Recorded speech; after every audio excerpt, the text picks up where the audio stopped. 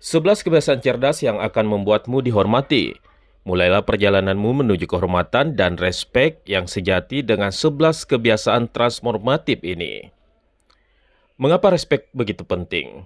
Respek bukan sekedar hadiah yang diberikan orang lain, ini adalah hasil langsung dari bagaimana kita membawa diri dan berinteraksi dengan dunia. Ketika seseorang menghormatimu, mereka menilai dan melihat nilai, integritas, dan kekuatan karaktermu. Kebiasaan-kebiasaan yang akan kita bahas bukan hanya tentang menciptakan kesan yang baik, tetapi tentang membangun fondasi kepribadian yang kuat dan autentik. Kebiasaan pertama, jadilah autentik. Jangan hanya setuju. Orang yang dihormati memiliki pendapat sendiri dan tidak takut untuk mengungkapkan dengan cara yang sopan namun tegas. Mereka memahami bahwa persetujuan palsu hanya akan merusak kredibilitas jangka panjang. Keaslian adalah pondasi dari semua respek yang sejati. Ketika kamu konsisten dengan nilai-nilaimu, orang lain akan menghargai kejujuran dan integritas yang kamu tunjukkan. Kebiasaan kedua, berbicara dengan percaya diri. Yang pertama, perlambat tempo bicara. Berbicara terburu-buru menunjukkan kegugupan. Tempo yang terkontrol mencerminkan keyakinan diri. Dua, gunakan kejelasan. Setiap kata yang kamu ucapkan harus memiliki tujuan dan makna yang jelas. Nah, berbicara dengan percaya diri, selanjutnya lakukan langkah ketiga atau hal ketiga, proyeksikan kepercayaan. Nada suara dan pilihan kata mencerminkan tingkat kepercayaan diri yang kamu miliki. Kita melangkah, masih terkait hal tersebut ya, sebelum kita melangkah ke kebiasaan ketiga, kekuatan komunikasi yang efektif.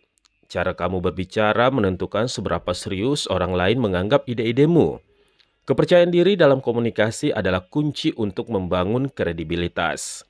Komunikasi yang efektif bukan tentang berbicara keras atau cepat. Ini tentang menyampaikan pesan dengan cara membuat orang lain ingin mendengarkan dan memahami perspektifmu.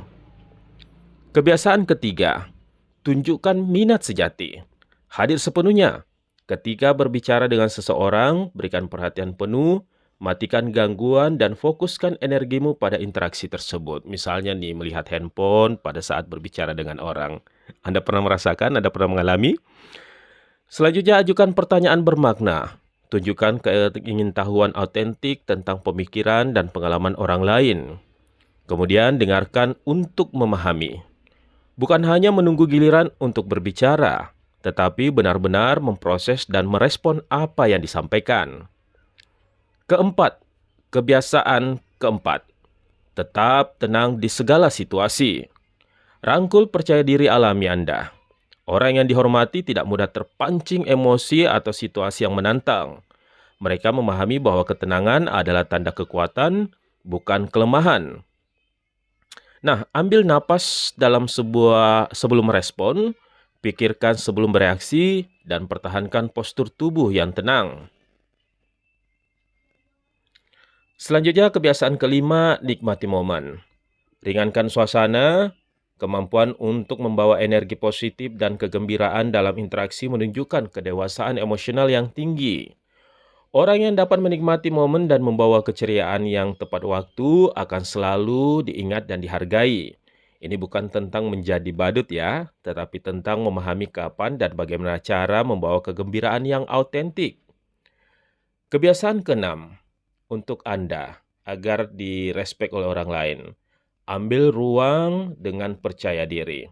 Postur tubuh yang kuat, berdiri tegak dengan bahu yang rileks namun tegas menunjukkan kepercayaan diri yang tidak perlu diucapkan.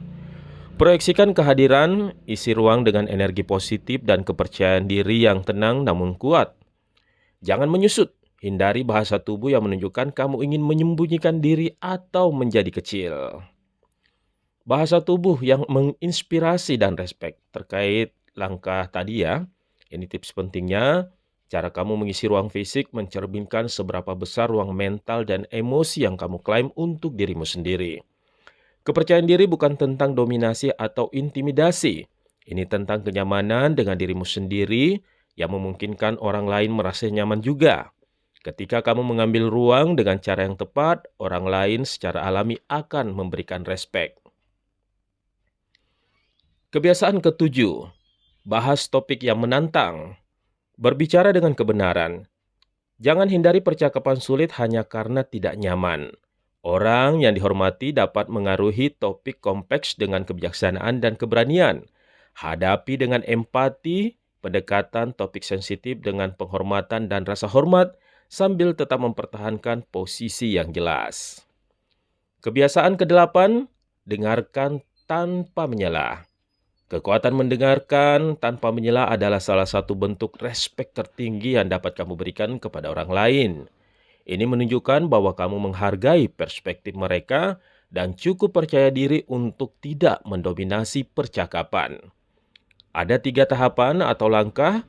Tahan dorongan untuk menyela, berikan konfirmasi nonverbal, tunggu sampai mereka selesai.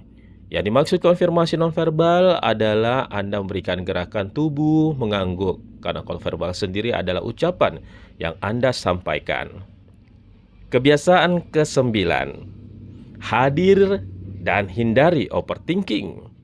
Lakukan hal berikut ini. Fokus pada sekarang.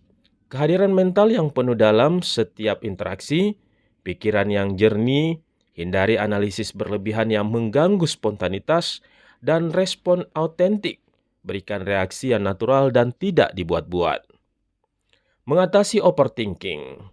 Overthinking adalah musuh dari kehadiran autentik. Ketika kamu terlalu memikirkan setiap kata dan gerakan, kamu akan kehilangan kemampuan untuk terhubung secara natural dengan orang lain.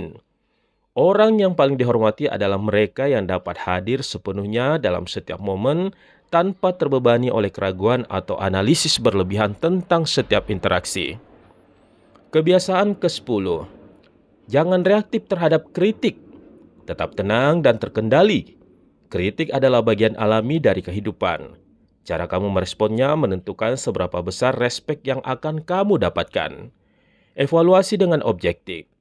Dengarkan kritik dengan pikiran terbuka, pisahkan emosi dari substansi pesan yang disampaikan, respon dengan bijaksana, berikan tanggapan yang thoughtful, bukan defensif atau reaktif yang dapat merusak kredibilitas Anda. Transformasi melalui kritik. Kemampuan untuk menerima kritik dengan anggun adalah salah satu tanda kedewasaan emosional tertinggi yang dapat ditunjukkan oleh seseorang. Orang yang dihormati melihat kritik sebagai informasi, bukan serangan personal. Mereka menggunakan feedback sebagai bahan bakar untuk pertumbuhan, bukan sebagai alasan untuk defensif atau marah. Kebiasaan ke-11, fokus pada proses. Mulai dengan niat yang jelas. Langkah pertama, setiap tindakan dimulai dengan pemahaman yang dalam tentang mengapa Anda melakukannya. 2. Nikmati perjalanan. Temukan makna dan pembelajaran dalam setiap langkah, bukan hanya mengejar hasil akhir. 3. Belajar dari setiap tahapan. Ekstrak pelajaran dan wawasan dari setiap pengalaman dan prosesmu. Rayakan kemajuan kecil, akui dan hargai setiap pencapaian sekecil apapun. Mindset versus proses. Dari langkah tadi ya, kita ekstraksi, fokus pada proses, yakni pembelajaran berkelanjutan, adaptabilitas tinggi, ketahanan mental, kepuasan jangka panjang, pertumbuhan konsisten. Fokus pada hasil saja. Tekanan berlebihan, kekecewaan saat gagal, kehilangan motivasi,